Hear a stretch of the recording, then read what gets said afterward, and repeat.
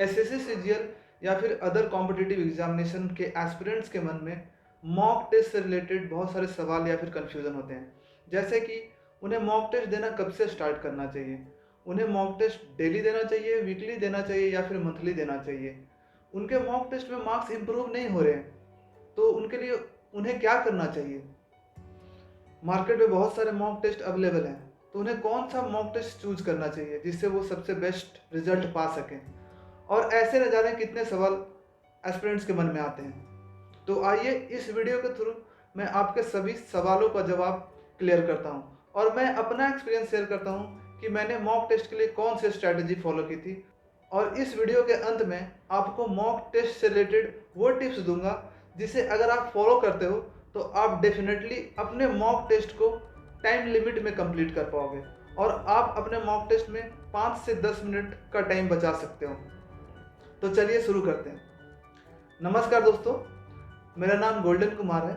I am currently working as assistant section officer in central secretariat service and I have qualified SSC CGL 2016 and SSC CGL 2017। तो सबसे पहला सवाल जो SSC aspirants के मन में आता है कि वो अपना मॉक टेस्ट कब से देना स्टार्ट करें, तो उन्हें अपना मॉक टेस्ट प्रिपरेशन के स्टार्टिंग से ही देना स्टार्ट कर देना चाहिए। मॉक टेस्ट बहुत ही इंपॉर्टेंट होता है किसी भी एस्पिरेंट्स के लिए। मैं कहूँगा ये एक ब्रिज के जैसा है जो आपको अपने करंट पोजीशन से सक्सेस तक ले जाएगा। मॉक टेस्ट ही वो रास्ता है जिसके थ्रू आप सक्सेस तक पहुँच सकते हो। उसके बाद लोगों के मन में ये सवाल आता है कि हमें मॉक टेस्ट वीकली देना चाहिए, डेली देना चाहिए या फिर मंथली देना चाहिए। तो इसके लिए मैं एसएससी एस्पिरेंट्स को 3 कैटेगरी में डिवाइड करूँगा। पहली कैटेगरी जिन्होंने अपना प्रिपरेशन जस्ट स्टार्ट किया है, तो उनको मैं ये सजेस्ट करूँगा कि आप वीक में एक बार टेस्ट दें। मुझे पता है कि इस दौरान आपके मार्क्स बहुत ही कम आएंगे, पर आपका फोकस मार्क्स पे ना होकर क्वेश्चन पैटर्न को जानने में होना चाहिए। आपका फोकस ये होना चाहिए कि आप 100 के 100 क्वेश्चंस को एक बार पढ़ लें। इससे आपको क्वेश्चंस का पैटर्न पता चले और ओवरऑल एग्ज़ाम का पैटर्न पता चले। आपको पता चले कि किस टाइप के सवाल आपसे पूछे जाते हैं और किस टाइप के सवाल आपसे पूछे जाएंगे। साथ में मैं आपको ये सजेस्ट करूँगा कि आप ऑनलाइन टेस्ट न देकर ऑफलाइन टेस्ट दें। मार्केट में बहुत सारे बुक्स आपको मिल जाएंगे और प्रैक्टिस सेट आपको मिल जाएंगे जहाँ से आप मॉक टेस्ट दे सकते हो। और आपका फोकस होना चाहिए कि आप जब मॉक टेस्ट देना स्टार्ट करें तो 1 घंटे में 100 के 100 क्वेश्चन आप पढ़ लें। उसके बाद सेकंड कैटेगरी में वो एस्पिरेंट्स आते हैं जिन्होंने अपना सिलेबस हाफ कंप्लीट कर लिया है या फिर उससे ज़्यादा कंप्लीट कर लिया है। उनके लिए मैं ये सजेस्ट करूँगा कि वो वीक में कम से कम 2 टेस्ट दें और उनका फोकस अब जितने भी चैप्टर आपने पढ़ लिए हैं उनके क्वेश्चंस को करने में होना चाहिए। आपको उन क्वेश्चंस को ढूंढ ढूंढ कर करना है जो चैप्टर आप ऑलरेडी पढ़ चुके हो। अगर आप उनके सवाल को सॉल्व कर पा रहे हो तो आपके लिए बहुत ही अच्छा है। अगर आप उन चैप्टर्स के सवाल को आप नहीं कर पा रहे हो तो आपको क्या करना है, उन क्वेश्चंस को आपको नोट्स को अपनी कॉपी में लिख लेना है, या फिर आप जिस चैप्टर के क्वेश्चंस को सॉल्व नहीं कर पा रहे हो उनको आपको रिवाइज करना है।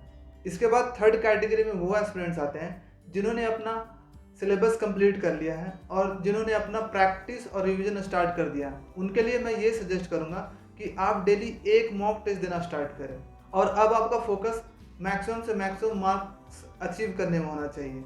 और आपका फोकस ये होना चाहिए कि आप कैसे मॉक टेस्ट को कम से कम टाइम में कंप्लीट कर पाओ। उसके लिए आपको एनालिसिस करना पड़ेगा।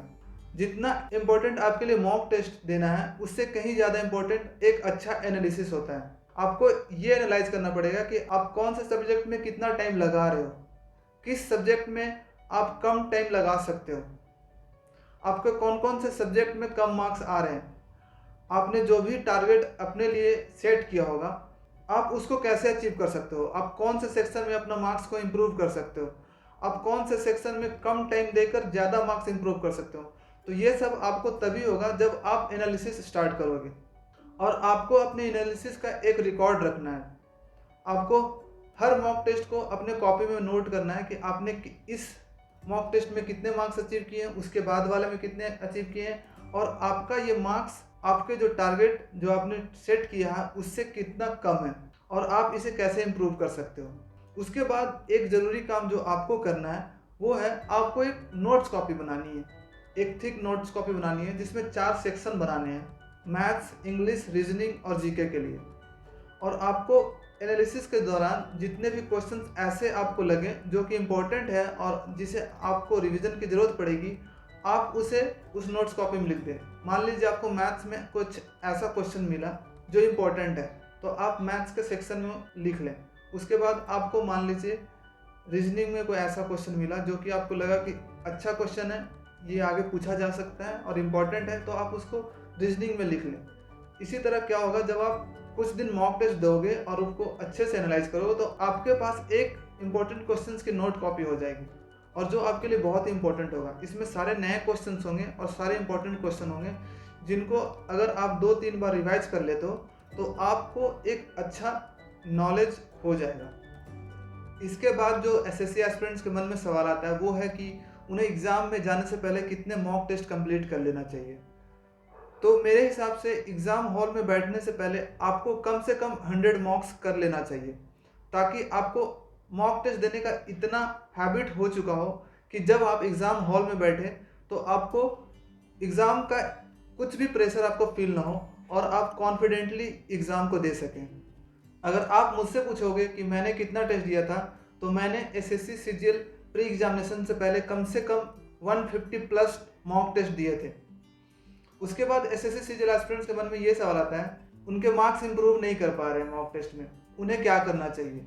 तो ऐसा आपके साथ बहुत बार होगा कि जब आपके मार्क्स एकदम कांस्टेंट आएंगे, किसी एवरेज मार्क्स के बीच में ही आपके मार्क्स आएंगे। 110 से 20 तो 110 के बीच ही मार्क्स आ रहे हैं, 120 से 30 तो उसी के बीच आपके मार्क्स आ रहे हैं। तो आपको इस टाइम में आपको फ्रस्ट्रेटेड फील नहीं होना है और इम्पेशेंट फील नहीं करना है, आपको मॉक टेस्ट देते रहना है। आपको अब अपना एनालिसिस को इम्प्रूव करना है। आपको ये देखना है कि मैं कहाँ गलतियाँ कर रहा हूँ, मैं किस सेक्शन में गलतियाँ कर रहा हूँ। अगर आप मैथ्स में अच्छा नहीं कर रहे हो तो आपको अपना मैथ्स इंप्रूव करना होगा। मान लीजिए आप मैथ्स में भी अलजेब्रा में हमेशा 1-2 क्वेश्चन छोड़ रहे हो या फिर उसमें गलतियाँ हो रही है, तो आपको अपना अलजेब्रा को इम्प्रूव करना है। उसके लिए आपको 1 वीक अलजेब्रा के लिए टाइम देना पड़ेगा और उसके ही क्वेश्चंस को सॉल्व करने पड़ेंगे। साथ में ही अगर मान लीजिए आपका इंग्लिश सेक्शन में वोकैब में आपका अगर मार्क्स कट रहे हैं, तो आपको अपना वोकैब को इम्प्रूव करना पड़ेगा। आपको अपना वीकर सेक्शन देखना पड़ेगा कि किस सेक्शन में मेरे मार्क्स कम रहे हैं और उस सेक्शन को आपको इम्प्रूव करना पड़ेगा, तभी आपके मार्क्स धीरे धीरे इम्प्रूव करेंगे। और आप ये मान के चलिए कि आप जब 10 टेस्ट देते हो तब आपका 5 से 7 मार्क्स बढ़ता है। आपको अपना मॉक टेस्ट देना कंटिन्यू रखना है।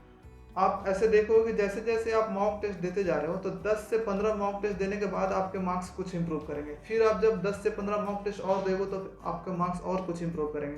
तो आपको अपना कंसिस्टेंट एफर्ट रखना पड़ेगा मॉक टेस्ट के लिए। अगर आप मॉक टेस्ट देना बंद करोगे तो आपका मार्क्स भी इम्प्रूव होना बंद हो जाएगा। और यही वो टाइम होता है जब आपका पेशेंस चेक होता है। अगर आप इस टाइम पे इम्पेशेंट हो जाते हो और क्विट कर देते हो तो आप सक्सेस की उम्मीद नहीं कर सकते। अगर आप इस टाइम में लगे रहते हो और मॉक टेस्ट देते रहते हो तो आप श्योर शॉट सक्सेस को अचीव करोगे। इसके बाद ये सवाल आता है, हमें मॉक टेस्ट कहाँ से देना चाहिए। मार्केट में बहुत सारे मॉक टेस्ट अवेलेबल है, कौन सा मॉक टेस्ट मेरे लिए बेहतर होगा। तो उसके लिए तो मैं अपना एक्सपीरियंस आपको शेयर करूँगा।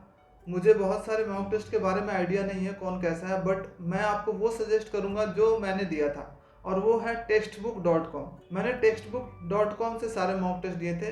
सारे मॉक टेस्ट नहीं बोलूँगा, मैक्सिमम मॉक टेस्ट मैंने टेक्स्ट बुक से दिया था और कुछ मॉक टेस्ट मैं फ्री का देता था जो कि मैं एसएससी अड्डा या फिर एसएससी ट्यूब के वेबसाइट से देता था। कभी कभी मैं पैरामाउंट के वेबसाइट से भी फ्री मॉक टेस्ट देता था, बट मेनली मैं textbook.com से मॉक्स देता था। मुझे textbook.com का मॉक इसलिए अच्छा लगता था क्योंकि उसमें एनालिसिस बहुत अच्छा था। उसमें आपको अपना रैंक पता चलेगा, आपको सारे सेक्शंस के मार्क्स पता चलेंगे, इंडिविजुअल क्वेश्चंस के टाइमिंग भी पता चलता है कि कितने टाइमिंग में आपने इस क्वेश्चन को सॉल्व किया और एवरेज लोगों ने इसको कितने टाइम में सॉल्व किया है। तो इससे आपको पता चलेगा कि मैं इस क्वेश्चन में कितने पीछे हूँ। अब आपको मैं वो टिप्स बताने जा रहा हूँ जिसकी बात मैंने वीडियो के शुरुआत में की थी कि अगर आप उसे फॉलो करते हो तो आप मॉक टेस्ट में 5 से 7 मिनट का टाइम बचा सकते हो। तो क्या होता है कि जब आप मॉक टेस्ट देते हो और आपके पास सिर्फ 5 से 7 मिनट का टाइम बचा होता है, तो उस टाइम में आप बहुत ही डर जाते हो और हड़बड़ा जाते हो और आपको ऐसा लगता है कि मेरा टाइम बहुत तेज़ी से कम हो रहा है और ये जल्दी ही ओवर हो जाएगा। तो आप उस टाइम में कुछ ज़्यादा नहीं सोच पाते हो और आप ज़्यादा क्वेश्चंस अटेम्प्ट नहीं कर पाते हो।